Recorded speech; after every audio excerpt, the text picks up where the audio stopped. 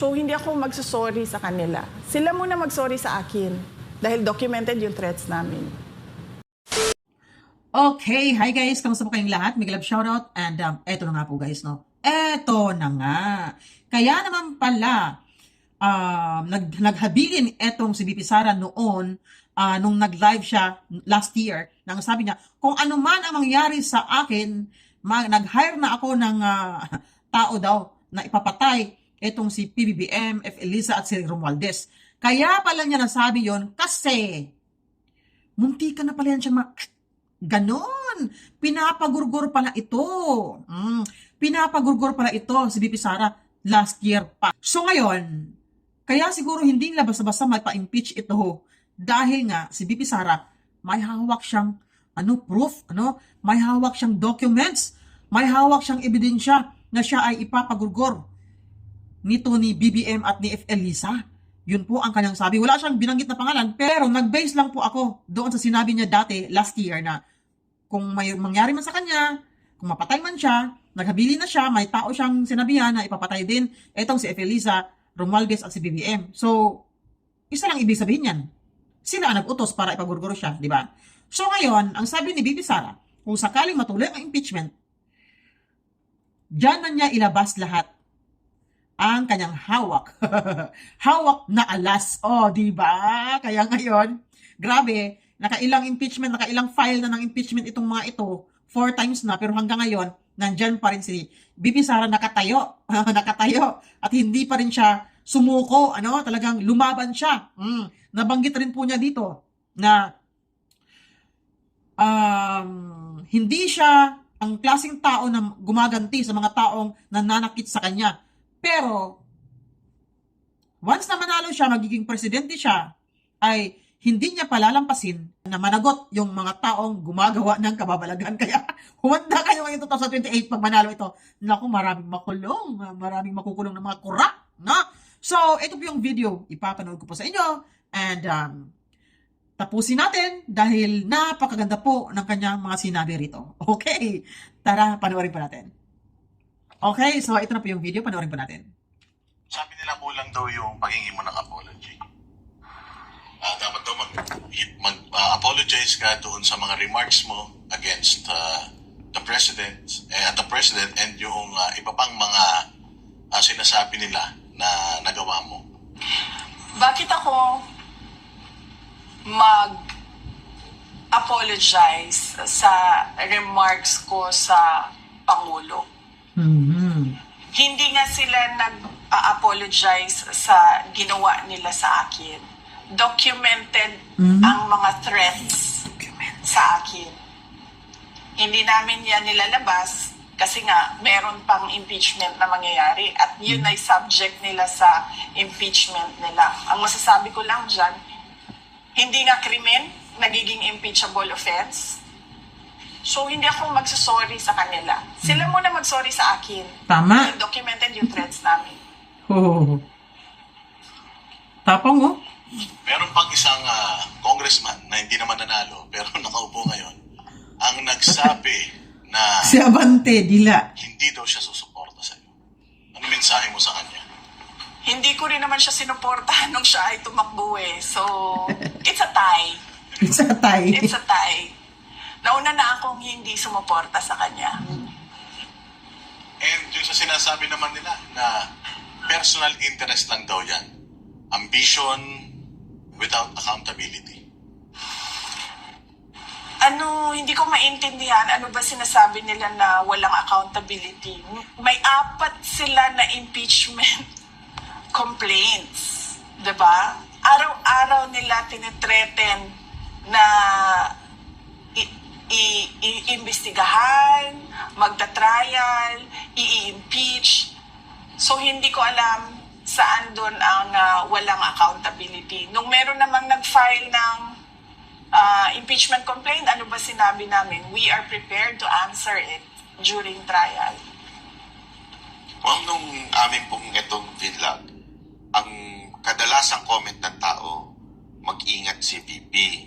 Kasi alam naman natin, ngayon na talaga nag-finalize na kayo ng decision nyo, sure, sa tingin ng mga Pilipino, sobrang laki chance yung manalo. So, dalawa lang yan. It's either i-impeach kayo para hindi na kayo makatakbo or may gawing masama sa inyo. Hindi po ba kayo natatakot na sa pagsalita nyong ito ay malalagay sa alanganin ang inyong buhay? Hindi na ako takot kasi kasama na yun sa desisyon ko na posibleng gagawin sa akin. In fact, sinabi na nga sa akin noon na meron naman talagang plano na mga ganon. Grabe, no? So, hindi na ako takot kasi ano na yun kumbaga kalakip na yun sa desisyon na ginawa ko. Hindi siya pwedeng mahiwalay doon sa desisyon ko So, hindi pwedeng nag-decide ako tatakbong president, pero matatakot akong patayin ako. Hindi na. So, kinalimutan ko na yun. Wala na yan. Yung pagka panalo naman, Diyos na ang sasagot nun. Kasi nga sabi ng Diyos, di ba? Magplano man ang tao, pero ako pa rin ang masusunod. So, nagplano ako. Natatakbo akong Pangulo. Sinunod ko kung ano yung hinihingi ng taong bayan. Diyos na ang bahala kung ano yung mangyayari sa susunod.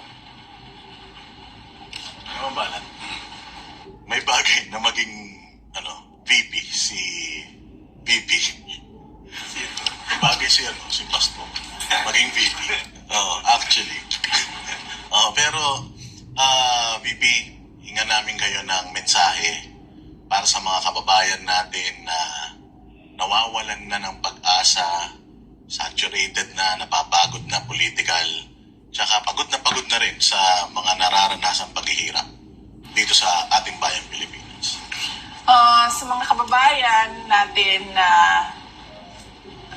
dumadaan sa hirap, kung ano man yon, sa personal man, sa trabaho man, o yung hirap ninyo sa politika o sa mga dinadaanan ng bayan natin, magtiwala kayo sa Diyos. Lagi kayong magdasal na bigyan kayo ng lakas at ng kaalaman, strength and wisdom, at bigyan kayo ng grace na tanggapin kung ano yung nangyayari sa buhay ninyo. At pag merong nangyari na hindi maganda sa buhay ninyo, isipin nyo na lang na mas matindi yung nangyari. Mas matindi yung nangyari sa buhay ko. So, hindi yan ang katapusan ninyo. Kasi merong isang Mas grabe pala yung naranasan niya. mas matindi Kasi pa sa atin. dinaanan. Pero, hindi mag-give up. Last question. Alam naman po natin, bansa natin ngayon is polarized na masyado. At isang ang hesitant ng iba na parang baka pag nanalo kayo, magagantihan lang. Kayo po ba isang maging presidente na mag-unify sa ating bansa? O magiging vengeful. Wala kasi sa ugali ko yung pagiging vindictive at ano bang tawag dyan? Yung gumaganti. Kung makikita nyo sa governance ko, noong ako ay mayor ng Davao City, tumanggap din, nung kampanya, tumanggap din ako ng sobrang katakot-takot na banat mula sa naging katunggali ko at the time bilang mayor candidate.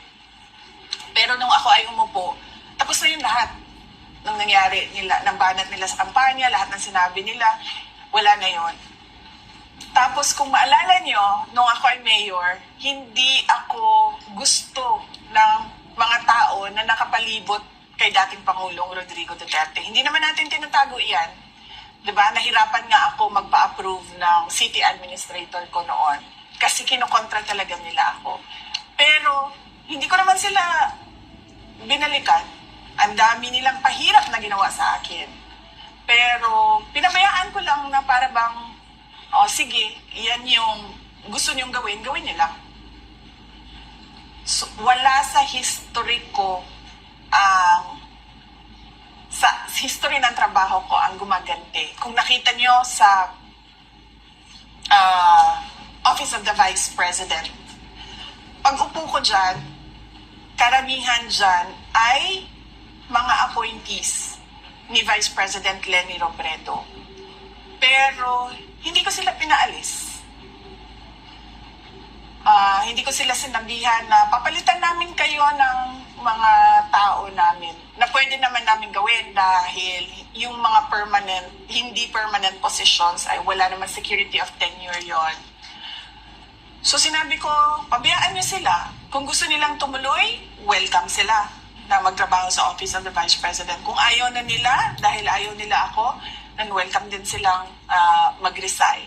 So wala kaming pinaalis dyan. Noong ako ay umupo, wala akong, hindi ko siniraan si dating Vice President Leni Robredo sa mga ginawa niya bilang Vice President. In fact, gusto nga sana namin yung mga legacy ng mga nakaraan ng mga Vice President ay malaman ng mga tao kung ano yung mga accomplishments nila at mga ginawa nila. Hindi ko, wala sa ugali ko yon sa pagtatrabaho. Pero ito lang ang sasabihin ko. Hindi pwede na walang managot. Oh. Yung nire-recruit ko na Vice President, siya ang magpapanagot sa mga gumawa ng mali sa bayan. Para ako, nakatutok ako. Lagot ka! Grabe to, mas malala pa to kay PRRD, oh. Oh, kaya kung sino man yung magiging Vice President ni VP Sara ngayong 2028, alam mo na, maganda-handa ka na. Oh, hulaan natin guys, sino kaya ang magiging katandem ni VP Sara? Sino kaya ang kanyang magiging Vice, no? Nabanggit po niya sa live kagabi na nag-recruit na daw po siya last year lang. May nagsabi din, baka si Leni daw. Kasi si VP Sara pumunta last year kay Leni Robredo. Baka si Ruben Padilla or si Marcolita. Kayo guys, sino yung gusto nyong maging katandem or magiging vice ni VP Sara ngayong 2028? Comment down below lang po. O, di ba? Kayong mga kurok ngayon, lagot kayo. Mananagot kayo. Yung documents din, ha, nahawak ni VP Sara. Huwag kayo kakampante kasi ilalabas niya yan once na i-impeach nyo itong VP namin. O, di ba? Nakailang impeach na sila. Nakailang file na sila ng impeachment 4 times na. Wala pa rin nangyari. Paano nga naman kasi? Takot sila dahil alam na nila na si VP Sara may hawak na alas. O, di ba? Bye guys and salamat po sa panonood.